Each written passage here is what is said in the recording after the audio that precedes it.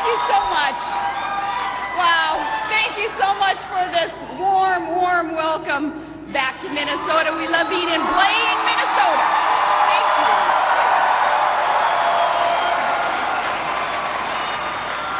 This is so nice. And you may have heard that I had taken a little trip to the Twin Cities earlier this month. Let's just say that I got a real great lesson in why they call this the land of Minnesota nice.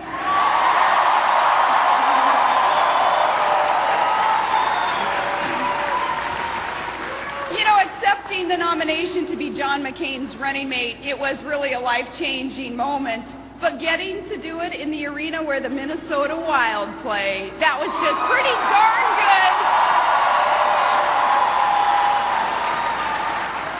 Really good for not just me, but all of us hockey moms for McCain.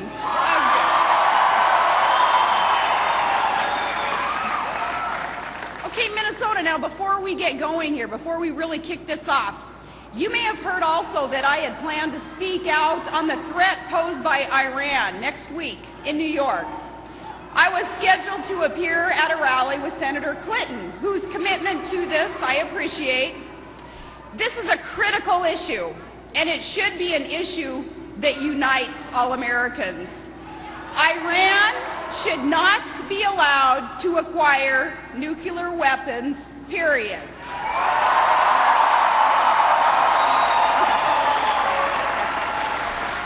Unfortunately, though, some Democrat partisans put politics first, and now no elected official will be able to appear at that Stop Iran rally. Iran's pursuit of these weapons should concern all Americans. This should not be a matter for partisan politics. John McCain and I are committed to drawing attention to the dangers posed by Iran's nuclear program, and we will not waver in our commitments.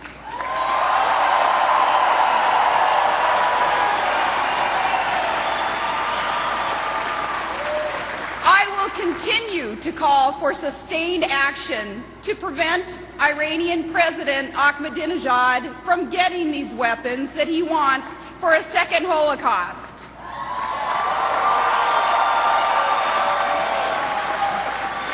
Now, I know that Minnesotans, you understand this, you get it, you know how much is at stake. And I want to take a minute right here in this audience to honor some others who get it. The exceptional Americans here in this crowd, the men and women, I would ask you to raise your hands, men and women who have served our country, all of our veterans, raise your hands and we thank you. We thank you.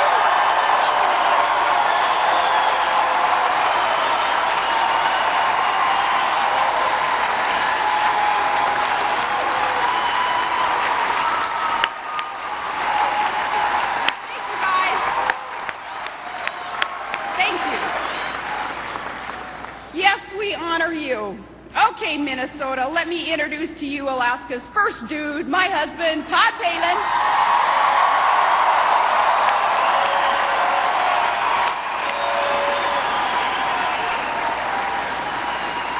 Todd's a commercial fisherman. He's a production operator in the oil fields up on Alaska's North Slope.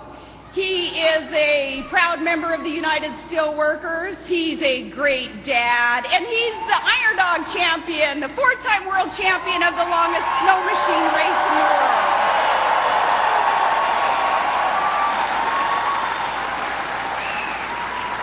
It's so good to have him on the trail with us. All right, Minnesota, in the next 46 days, it's going to be a hard-fought contest here. But John McCain and I, we are ready, and with your help, we are going to win. We're going to Washington to shake things up.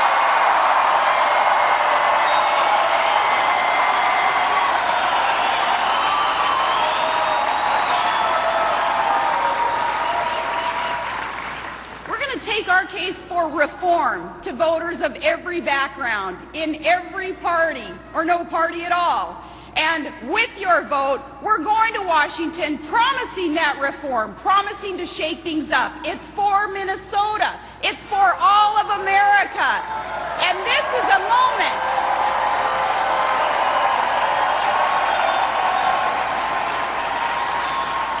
This is a moment when principles and political independence mean a lot more than a partisan party line. Americans are tired of politics as usual and those who just run with the Washington herd. And that is why we need to take the maverick of the Senate and put him in the White House.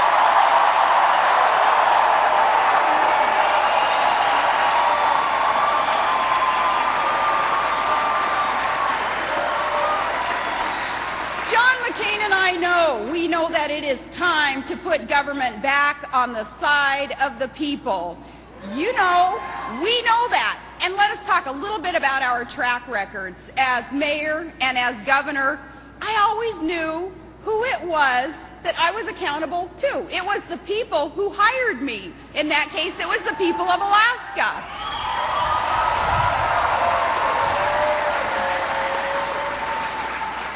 McCain-Palin administration, we will never forget that we are there to work for you, the people of America. It's about you.